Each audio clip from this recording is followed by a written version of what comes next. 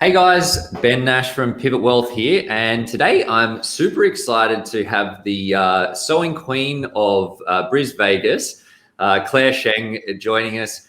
Clare's a client of the business. She has been working with us for a couple of years. Runs a business. Can I say your business name? Yeah. Runs a business called The Fitting Room in Brisbane. They do really high quality alterations, tailoring, repairs for suits and the modern gentry, as you might say. Welcome, Clare. Thanks for coming on. Thanks for inviting me, Ben. No, it's great to have you here. And look, I'm keen to talk a bit about your journey with money. And some of the things that you've, I suppose, learned along the way, some of the surprises, the tactics, and for other people that might be in a similar-ish position, what sort of tips or advice you would give them. Do you want to, maybe we could start by telling us a bit about what life sort of was looking like before starting to work with Pivot Wealth? Yeah. So before I joined Pivot Wealth, my husband and I, years ago, we had invested in property. We watched all those property investment videos. We went to seminars, and property was the way. We started working and we saved up for our first place, and we bought an investment place. However, I think it was wrong timing, not enough experience, and probably some bad advice. Both properties didn't work out, and we end up losing a lot of money over a long period of time. And I think that really burned us and made us really scared. So before we met Ben, we were just saving up to pay off our mortgage and having the cash sitting there in an offset account for our residential where we live now, and not really having a plan. We don't know when we're going to retire, how we're going to afford to send the kids to private school. It was just a bit trying to build a nest egg and not maximizing. Not maximizing our income. And it's probably pretty fair to say that before we started doing some of the analysis and forecasting, that you probably thought your goals and the things that you wanted to do were more out of reach than what they actually were. I know for I suppose, like, what was the thing that sort of made you realize that that you could see, that the things that you wanted to do weren't as far away as what you thought? Yeah, I think before joining Pivot Wealth, all we could see was our debt. You're just working towards paying off the debt and have to start again to save money for our future lifestyle. But after joining Pivot, you helped us with modeling. We had Excel spreadsheets everywhere, just doing different scenarios on how much, if we saved each week, what the future will look like. And it painted a completely different picture to what we imagined what our asset circumstance looked like. I think it definitely gave us a lot more confidence, knowing what the projected future is and what we can achieve by just tweaking little things. And of course, the big one was the budgeting. Do you want to talk about that now?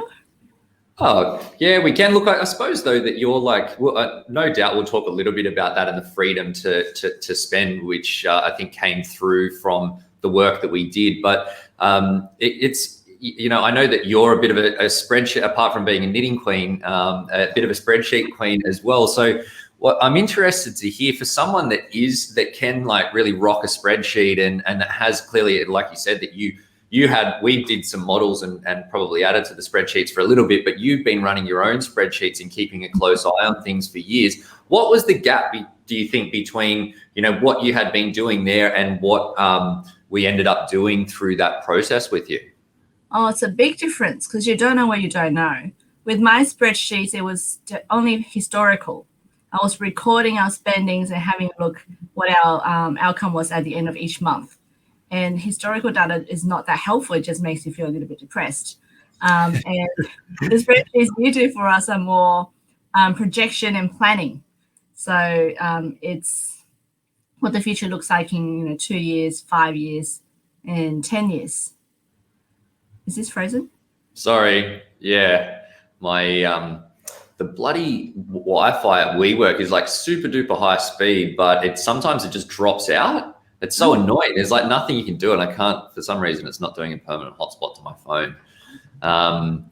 Do you mind if we maybe just go again from saying, like I asked that question about what the gap is between what you're doing and what you end up doing now? Sure. So you've already asked a question? I've already asked the question because I asked it before. Okay. Do you want me to ask the question? I can. Yeah. All right. Yeah, the spreadsheets, when I was doing it myself, it was all historical. I was just recording our income and our spendings and having a look at what the balance was at the end of the month. So it was sometimes depressing if at the time our investment property wasn't performing, and it wasn't really helping with our future. It was no planning. Whereas all the spreadsheets that you created for us, it was all modeling for the future, what our circumstances will look like in 2 years and 5 years by tweaking little things and making small lifestyle changes. So, and I really appreciate a good spreadsheet with all the compounding interest, a dollar here over 10 years, the difference it'll make is the compound interest in there is amazing. So yeah. I think that was a huge difference for us. I think it's a really common one too, though, that people like you think you're doing the right thing, sort of listing out what you've spent, but it can be a bit sort of confronting because you're looking at all this money. Like we get paid a decent income, but then life is expensive. So you see this money going out, and if you look at that coupled with a mortgage of in the hundreds of thousands of dollars, it can seem unattainable. But I'm keen to just go back to something that you mentioned at the start about you mentioned having a couple of investment properties that didn't work out, that didn't turn out to be good investments. What do you like, given that, and I know that property has been part of some of the stuff that we've done together. So what's changed, and what, I suppose, advice would you have for someone that's looking at buying property to make sure that they're not, heading for a poor outcome? Definitely don't get emotionally involved. That's number one. I think we made decisions like when we had cash, we just went out and bought. We didn't look at where the market was. So we bought 2 properties in the past, and they were both at the peak of the market. And we didn't do enough suburb research, so they didn't have much capital growth. And also we were locked into bad interest rates. It's just not enough research, just rushing out and buying the first thing we see that looks pretty. So yeah. I think expert advice will make a big difference, or did make a big difference this time. Yeah, and I think that it's like partly it's about choosing properties. I think that sometimes we can fall into the trap of trying to be too tricky with the properties, or trying to chase a hotspot to get a result, and it means that we sort of move away from the fundamentals of just simple supply and demand, making sure that you've got a good property in a good area that's close to everything, that we've got good population growth over time, but where the supply is somewhat limited. And I suppose you have the advantage up in Brisbane of being able to access a decent chunk of land underneath your properties, and ultimately it's that land that drives the value of the properties over time. So what would you say, Claire? Like you mentioned the poor performing properties, but what were the biggest sort of frustrations for you at the time immediately before we started working together? Immediately before, we didn't have any investments at all. We just had no plan. We just didn't know what to do. We had looked at financial advisors before, and just really couldn't pull the trigger, because I guess it's that trust factor as well, just taking the leap. However, I've known Ben for a while, and I know, I think he works differently. You work differently to everyone else. Everyone else we talked was like, you got to borrow and buy. It didn't listen to our risk management. What do you call it? Risk profile. Yes. Yeah, and I think it's, if you don't when people are younger, you have less experience with investing, so you naturally feel more conservative. And I feel like I can partly say this with a Chinese wife at home, but I find that Asian people in particular, all throughout Asia, they tend to be more conservative when they invest. It's they Asian countries have much higher savings rates than we do in Australia. They're much more concerned about losing wealth. So it can be, well, it often is a real barrier to knowing that you do that. But obviously, if you can't, you need to invest to build that momentum. So I know that we, you know, for Claire and I both have the same business coach. That's how we met each other. Shout out to the good Dr. Dugan. What was it though that prompted you to actually do something about, you know, where things were at and what you were doing at the time? I think partly is also, you know, talking to lots of business owners, knowing that there are better ways out there. I know that we were going to get back into investment at one stage or another, just didn't know when.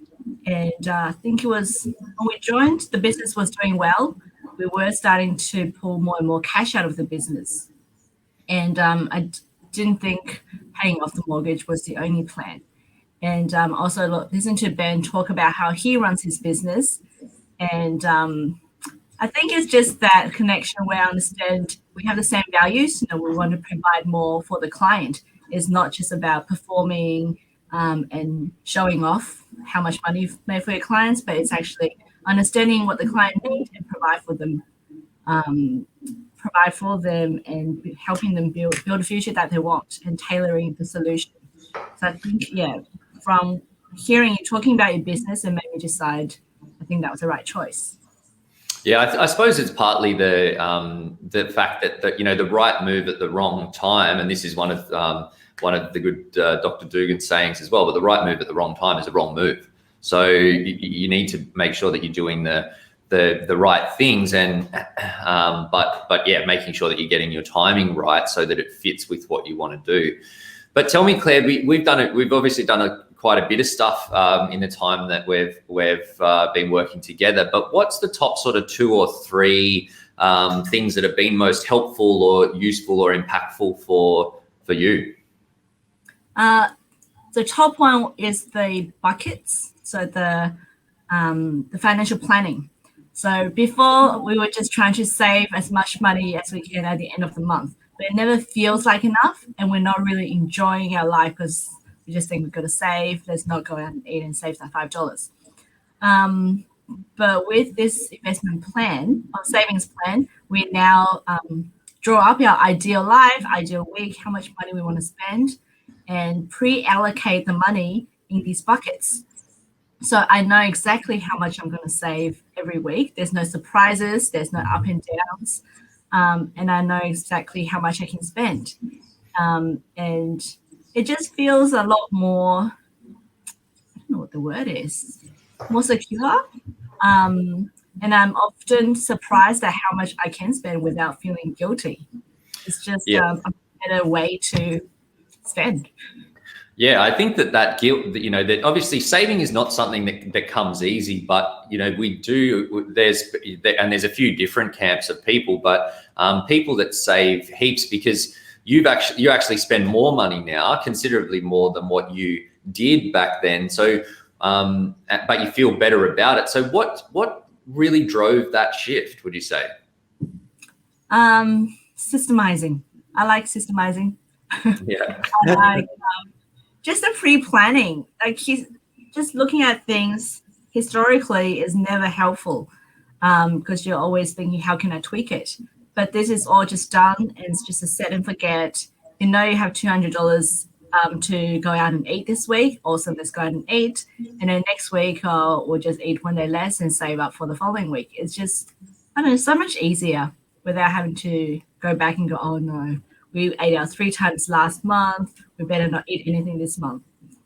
Yes, and I think it's because we always want more. We naturally want more. We want more in our savings account. We want to do more as well. But I think that sometimes when you like that systemizing, and I'm a massive fan of systemizing stuff as well, but knowing that you've hit your savings target on the first day of the week means that the money that you've allocated to your, to your day-to-day, your pocket money, your walking around money, it essentially then really becomes guilt-free spending. Whereas it's easy to, if you got it all in one pile and then you just put some in savings, you just want to put more in there. But in the end, you end up making these drastic lifestyle sacrifices. And sometimes you want to make sure that you're going to get into a good financial situation, but you also want to enjoy your journey and the lifestyle along the way.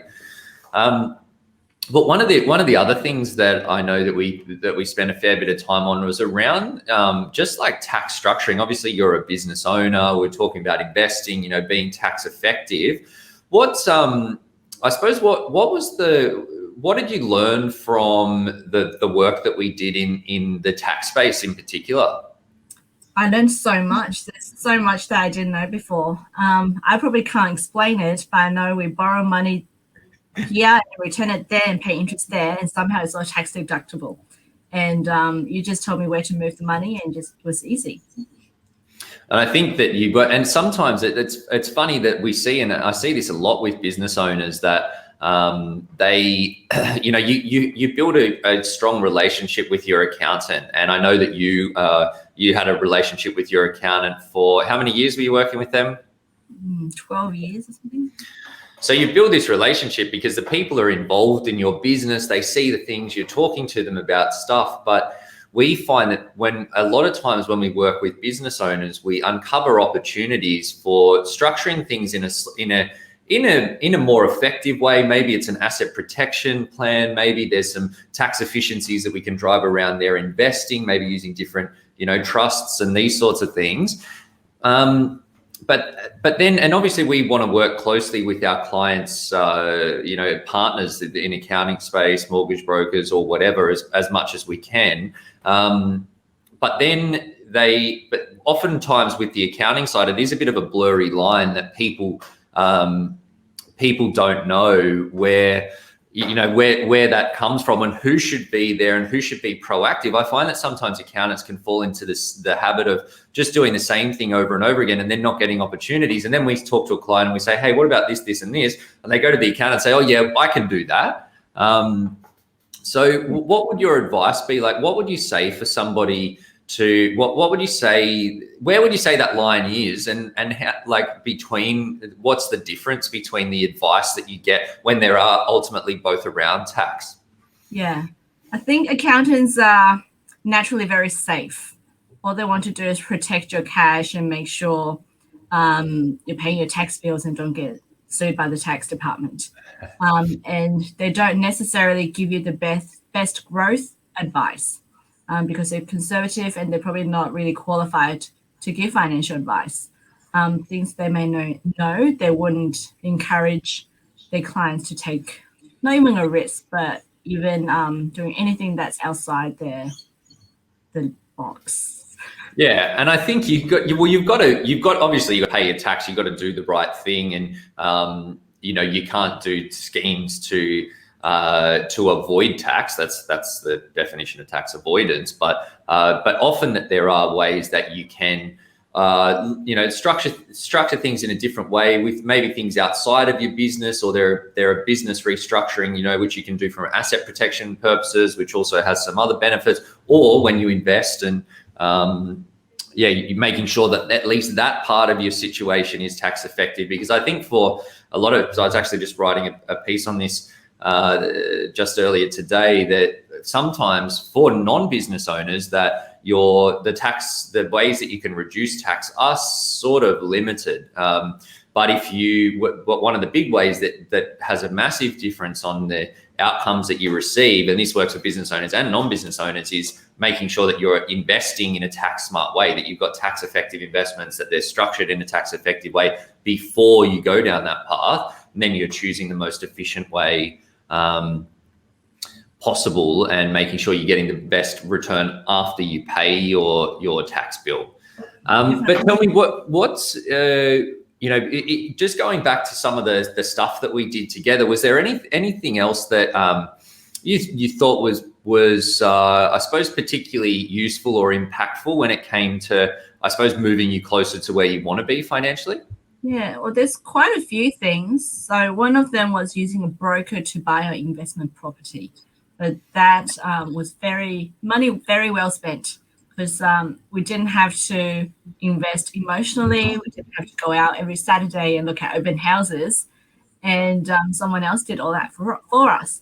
And she understood the market, and she saved us money in the end. Even after paying her professional fees, we end up paying less for the property than we would have paid for ourselves, plus the amount of time we would have had to spend on it and all the sleepless nights wondering if we made the right decision or not. So Yeah. having a broker definitely helps. And that's what I was going to say before as well. It's like just going to the professional. That's why they're called financial advisors and accountants. It's two different people. You have to go to the right people for the right advice. Like going to a real estate broker. They are in the biz. They understand that you have to go to a professional to get the best outcome instead of trying to make it up yourself or ask the wrong person for advice on a completely different area.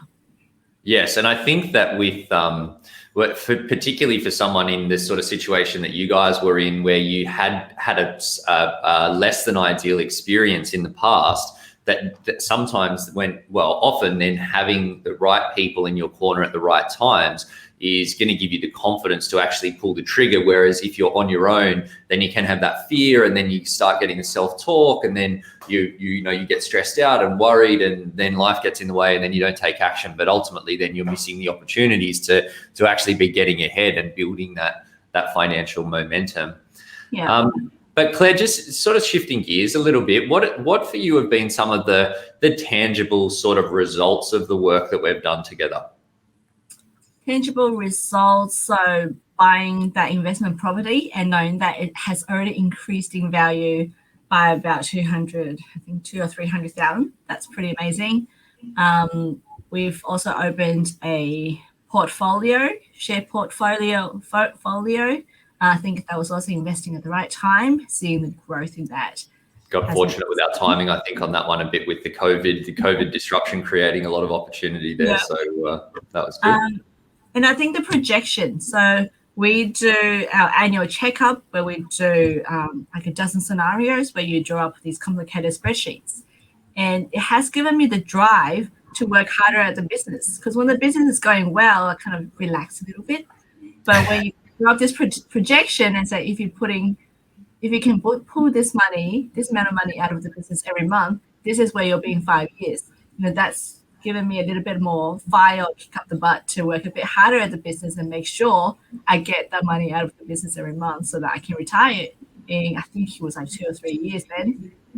Yeah, it's one of those things. It is highly motivating for people. It works for business owners, but anyone that works in like a commission based role as well, where they have the ability to sort of turn on the tap with stuff that you can, if you see and you go, holy crap, this is, this can all come together pretty quickly. I know that I was talking to another business owner just recently, and he was looking at buying property, but thought that he felt that he couldn't really afford to buy a property. We showed him that he could, if he hit the growth plans that he wanted in his business, that he could not only buy a property for his family, but pay it off within, I think, before sort of 3 years. And he was just blown away. And ever since that time, he's done it. Friend? It is a mutual friend. Yeah. That he was see. terrified of a mortgage, but as I talked to Ben, do this projection thing, and it changes everything. It's the clarity. I think that the clarity is a game changer, and it's hard for us. I think for me personally, because when you see that happen and you see the shift that comes about off the back of it, which is pretty much instant. It's motivational. It helps you make better decisions.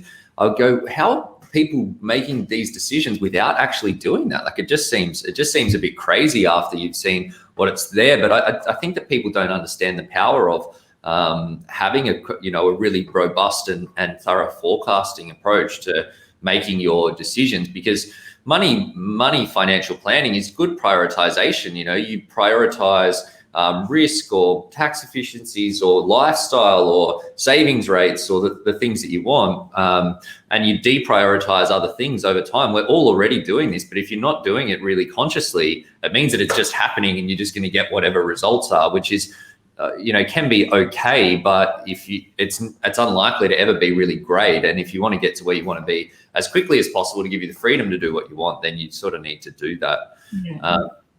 But tell us, and planning, that's all lifetime decisions, and without the right information or the professionals to give you the right information, it's a very scary thing to make these decisions by yourself.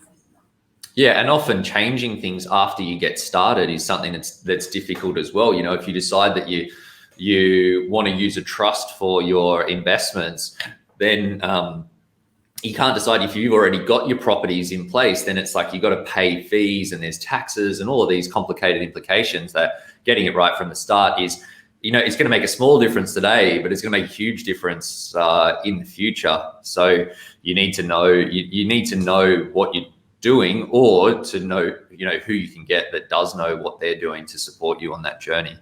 Tell us, Claire, though, how are you feeling about your money now compared to how you were feeling before? Now I feel confident. I feel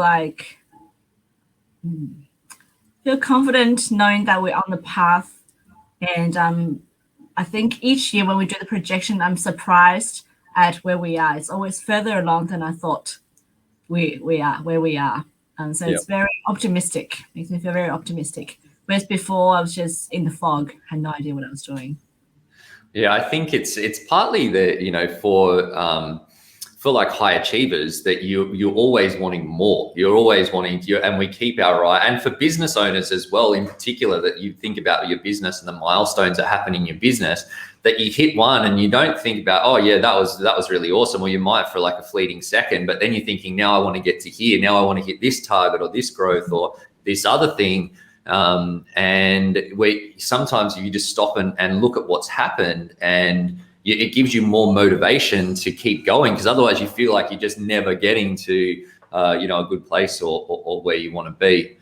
But Claire, before people start on this process, they often don't know what financial advice is, or what to expect. What surprised you about the financial advice process?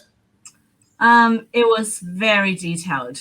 We would dive really deep into where we are now, our goals, where we want to be. It really forced me to think about the future, things that I don't usually think about or have always been too scared to think about.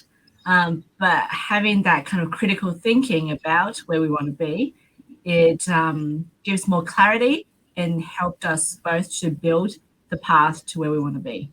So it's definitely a very deep dive. It's not just, hey, buy some shares and buy some property and you'll be right. It's a deep dive into what we want and then plan out how we're going to get there.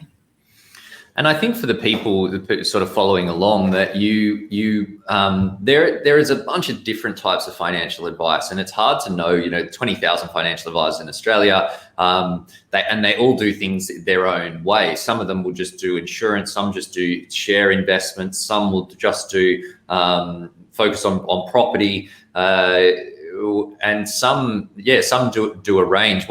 What we do is this really thorough, modeling and scenario planning that you're saying, and some of those other things have their place. But I think that where you can go wrong is if you're expecting, or looking for, or could benefit from something like what you just mentioned, where you're doing this super thorough deep dive into everything, mapping out basically the next 20 years for you. And then you go to someone that only sells life insurance, that you're not going to get, you might have a good conversation and you might end up with life insurance. And I think life insurance is really important, but you want to ask the questions to know that you're going to get the right outcomes and know what you're looking for before you start seeking advice, so that you're not disappointed by the process. Definitely a more holistic view, because we talk about the super, insurance, business, everything. So it's not just personal finances, it's how to leverage every aspect of our insurance and finances and super. And what would your advice be for someone that had a less than ideal experience in the past, but before coming to us, what would your tips be on how to choose or what to look for if someone's looking for a financial advisor? Definitely ask a lot of questions. I would talk to a few different people. Like before we met you, the year before we had actually signed up with someone and then didn't go ahead. The following year, I found out my friend lost six-figure sum with that person because Yeah, his wow. firm went bust. He advised them to go to a boutique firm and they went bust. So that was like a bullet dodged. I think, yeah, just finding someone who understands what you want with a good track record, looking for people, other success stories, their client success stories. So someone who talks about their clients rather than about themselves. That's good. That's a good piece of advice. Thankfully, I don't like to talk about myself, so maybe that's where that's where I went right. Tell us, Claire, what if you didn't sort of end up working with us? What would be different for you now, do you think? Will be different. We will probably still be saving up for the home loan. Maybe would have bought property, but we wouldn't have a plan, and I will still be feeling insecure. And yeah, still be feeling insecure and just not have a plan. I think just the whole not having plan thing will give me anxiety. I like having plans and spreadsheets in place. Well, I think it's probably fair to say that you wouldn't have the confidence to, that you could do the things that you wanted and sort of, spend a bit more in a guilt-free way, knowing that those boxes had been ticked as well. So that shift is a big one. Tell us, what do you think? What situations or positions do you think are best suited for to people that should have a financial advisor? I think everyone who has a steady income, who is in a position to, grow their wealth.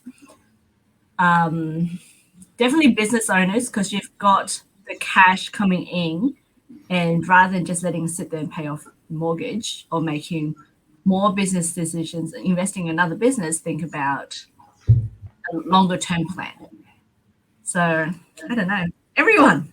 Well, I think you if I put my spin on it, that you need to have some stuff to work with. If you don't have some savings or a regular stream of savings, unless you've got a really strong income, and that could be happening, but it's just not. Then it's going to be limited in what your options are. So sometimes when you're really early on in your journey, like lower incomes and lower savings rates, that you need to build those building blocks first and get some stuff to work with. But I think you're right, for business owners in particular, that there are so many levers that we can pull that can drive, quantifiable results. But then you've got that additional, motivation element that you mentioned, where you can, if you're a goal orientated person, like a lot of business owners tend to be, that when you see what is possible, then you can start to really, so it sort of lights a fire that you can follow through to make it actually happen more easily. Last question for you, Claire, and it's been great to chat. You pay us fees every year. The question for someone sitting on the fence is it worth it? Is paying the fees worth it in your mind? What makes, apart from my hilarious jokes, of course, what makes those fees worth paying? I think, well, I think it's an investment in myself, let's start again. I think it's an investment in myself, in my confidence, and it's an investment in our future. Yes, there's a continuous fee, but in the long term, I'm sure by having a plan for growth will 100 times outweigh the fee that we'll be paying now. And I also invest in business coach, and I invest in this. It's like coaching for life, coaching on how to be money smart, how to be business savvy, how to grow yourself and grow the future. So it's just, it's a long-term investment in my future. So I definitely wouldn't hesitate in continuing to do it. I think it's like it's like in all areas, like we share the same business coach. So I agree with you. I tend to actually collect business coaches because I can't stop working with them once I start, if they're good ones. Because I like to have a board of people that I can talk to. But I know, like for me, I started using a personal trainer about 6 months ago, and I'd never done that before. And for years I was getting mediocre results, and then immediately, because you know that you got someone there, they're giving you the techniques, they're giving you the tools, they're giving you support, the motivation to do it. That it's always, so long as you've got the potential, then it's going to give you the ability to accelerate things and get there sooner and better and more easily. But Claire, thank you very much for joining us. Appreciate it. I'll let you get back to the knitting, but thank you very much. Thanks, Ben. Cheers, Claire. Talk soon. See you, team.